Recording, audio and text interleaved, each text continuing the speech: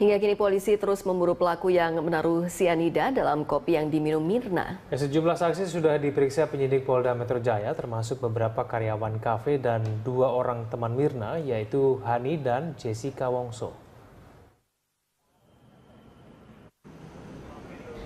Ditemukannya racun sianida dalam kopi yang diminum Wayan Mirna Salihin mengundang pertanyaan, dari mana pelaku mendapatkan racun mematikan itu? Bukan spekulasi, sianida tidak dijual bebas. Sianida hanya dijual bagi mereka yang punya izin dari polisi atau dalam bentuk drum seberat 50 kg. Polisi menduga pemberi sianida untuk Mirna memiliki profesi khusus. Sang pemberi adalah orang yang tidak asing dengan racun mematikan tersebut, atau sang pemberi memang punya akses untuk mendapatkan senyawa mematikan itu. Bukan tanpa sebab jika spekulasi yang berkembang adalah Mirna dibunuh. Sebab pengguna sianida bukan orang sembarangan. Racun sianida merupakan salah satu racun paling mematikan. Dalam kajian yang terdapat dalam laman BPPT, pada dosis rendah sianida biasa digunakan petani untuk membunuh hama tanaman. Namun, dalam dosis yang lebih besar, racun ini bisa memberikan efek kejang-kejang hingga menyebabkan korbannya meninggal dunia. Zat sianida bahkan mampu membunuh korbannya hanya dalam waktu 15 detik saja. Zat sianida yang terkandung dalam kopi yang dikonsumsi Mirna adalah sebanyak 15 gram atau setara dengan 1 sendok teh. Jumlah tersebut mampu menewaskan hingga 25 orang. Hingga kini polisi terus memburu dari mana pelaku mendapatkan racun tersebut dan siapa yang menaruh sianida dalam kopi yang diminum Mirna. Sejumlah saksi sudah diperiksa penyidik Polda Metro Jaya, termasuk beberapa karyawan kafe dan 2 orang teman Mirna, yaitu Hani dan Jessica Wongso. Polda Metro Jaya mengisyaratkan mulai membidik tersangka untuk kasus kematian Mirna. Polisi juga sudah mengantongi 4 alat bukti yang akan digunakan untuk menetapkan tersangka. Polda Metro Jaya telah membidik tersangka untuk kasus kematian Mirna. Polisi bahkan memberi pesan terbuka kepada tersangka agar kooperatif dan mengakui kesalahannya sehingga bisa meringankan saat penuntutan nantinya di pengadilan. Siapapun yang melakukan ini, yang jelas ya, kami sudah mendapatkan data awal dari laboratorium forensik bahwa sianida itu ada di kopi. Siapapun melakukan, lebih baik kooperatif dan itu akan jauh meringankan daripada berbelit-belit, dan nanti akan menjadi rekomendasi kami kepada jaksa penuntut umum bahwa tersangka dari awal berbelit-belit keterangannya, ya, menyembunyikan sesuatu. Lebih baik terbuka, khilaf dan sebagainya, mengakui. Kalau tidak, kami punya cara untuk mengungkap kasus ini. Itu. Polda Metro Jaya juga telah mengantongi 4 alat bukti yang digunakan pada penetapan tersangka di kasus Mirna Salihin yang diduga tewas karena diracun. Namun tersangka belum diumumkan karena harus menunggu gelar perkara. Nah, nanti kalau kami meningkatkan status siapapun menjadi tersangka dan tersangka deny, ya, menolak atau menyangkal, kami tidak masalah.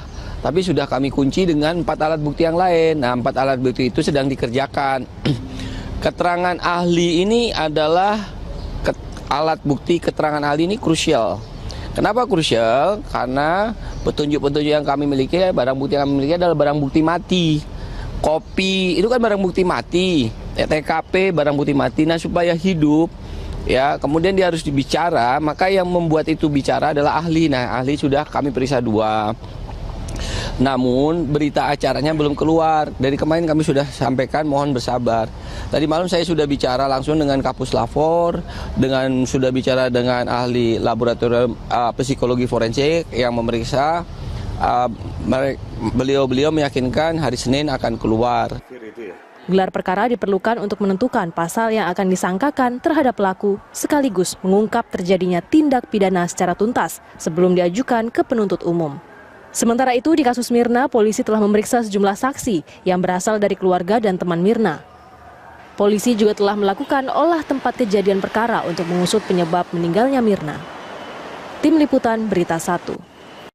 Pihak kepolisian telah mengamankan pembantu Jessica yang disebut sebagai saksi kunci kasus kematian Mirna. Pembantu Jessica tersebut diamankan di safe house agar keterangannya tidak dipengaruhi pihak lain. Orang tuanya menjemput, katanya ya kalau gitu mau tinggal di mana kita siapkan rumah aman buat yang bersangkutan atau tempat tinggal sementara. Bagaimana bekerja, ya boleh dianggap bekerja situ sebagai pembantu sambil, tapi kegiatannya menunggu. Karena kenapa, kalau dia pulang ke kampung, ini kan lagi proses pemeriksaan nih, bolak-balik dicari, nanti kan lama. Kampungnya jauh kalau nggak salah di Indramayu kalau nggak salah. Jadi yang bersangkutan bersedia, orang tuanya mengetahui. Sementara kenapa? Karena yang bersangkutan khawatir keterangannya berubah nantinya, atau karena terpengaruh atau apa, karena itu kan keterangannya cukup signifikan bagi kami, begitu. Presiden Joko Widodo rencananya akan menyaksikan laga final Piala Jenderal Sudirman di Stadion Gelora Bung Karno, Jakarta. Namun Presiden pagi tadi menikmati minggu pagi dengan berjalan-jalan di kota Solo, Jawa Tengah. Presiden Jokowi asyik menikmati salah satu hasil kebijakannya saat menjabat sebagai Wali Kota Surakarta, yaitu Car Free Day di Jalan Slamet Riyadi, Kota Solo. Car Free Day di jalan utama ini menjadi salah satu program unggulan saat Jokowi menjabat sebagai Wali Kota Surakarta. Presiden Jokowi berjalan kaki dari Gendengan hingga Bundaran Geladak atau sejauh kurang lebih 3 km. Di beberapa titik Presiden Jokowi berhenti untuk menyapa warga yang beraktivitas di Car Free Day. Meski tetap dengan pengamanan ketat, Presiden Jokowi tetap dapat berinteraksi dengan warga.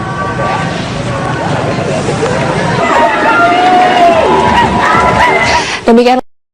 Mirsa, perang terhadap narkoba terus dikibarkan aparat kepolisian. Sore tadi ratusan petugas gabungan dari Polres Metro Jakarta Barat menggerebek Kampung Ambon, Cengkareng, Jakarta Barat. Sekitar 200 petugas gabungan dengan senjata lengkap dan rompi anti peluru diterjunkan ke Kampung Ambon. Para petugas memeriksa 7 rumah yang dicurigai menjadi tempat peredaran narkoba.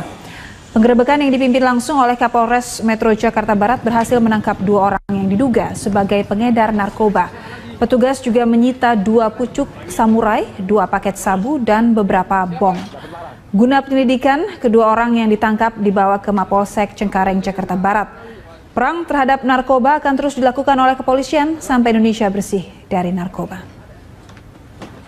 Oh iya. Itu bong itu. Kalau menurut saya memang sepertinya sedikit sudah dibocorkan ya, dapat dibaca karena dari hasil yang penyitaan terhadap barang tadi di SMS di salah satu handphone ada SMS yang mengatakan simpan barang karena ada operasi. Jadi menurut pendapat kami bahwa operasi ini sudah diketahui sebelumnya oleh mereka yang diduga. Pemirsa, Jessica Wongso, teman sekaligus saksi dalam kasus tewasnya Wayan Mirna Salihin diperiksa penyidik Polda Metro Jaya selama hampir 7 jam. Jessica selesai menjalani pemeriksaan pukul 19.40 waktu Indonesia Barat. Didampingi kuasa hukumnya, Jessica menemui wartawan sesaat setelah diperiksa penyidik Polda Metro Jaya. Menurut Jessica, pertanyaan penyidik sama seperti sebelumnya, tetapi lebih detail. Jessica mengaku menjawab serangkaian pertanyaan mengenai kronologis di Cafe Olivier pada Kamis 2 pekan lalu. Jessica, yang juga teman Mirna saat kuliah di Australia, mengaku tidak mengetahui soal zat cyanida yang ada dalam es kopi Vietnam pesanan Mirna. Jessica juga mengaku tidak mencicipi kopi tersebut karena dirinya rentan sakit mah dan kopi Vietnam tersebut merupakan jenis kopi yang cukup kuat. Terkait agenda pemanggilan selanjutnya, Jessica mengatakan tidak tahu. Mirna meninggal sesaat setelah meminum es kopi Vietnam di Cafe Olivier Grand Indonesia. Saat kejadian, Jessica datang dan memesan minuman untuk Mirna dan Hani terlebih dahulu. Itu cuma menyempurnakan BAP yang kemarin ya. Tidak ada pertanyaan baru.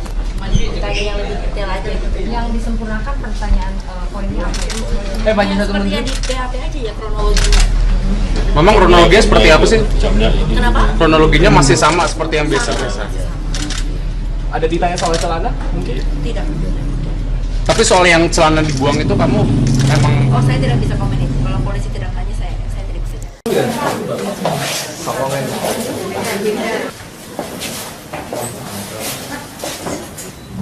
Awal mula kejadian bahwa di salah satu klub sepak bola inisial saudara D ya, melaporkan bahwa dirinya pernah disodomi oleh saudara S alias Redi.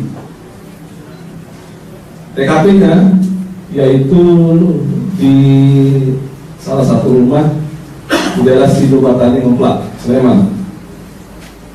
Modus operandi atau cara yang bersangkutan tersangka ini melakukan suatu tindak pidana tersebut adalah dengan pendekatan tentunya, kemudian memanggil calon korban tersebut ke rumahnya, dan setelah akrab yang bersangkutan tersangka ini seperti di depan rekan-rekan adalah menyiapkan minuman yang dioplos antara minuman berenergi, salah satu minuman berenergi, kemudian minuman keras.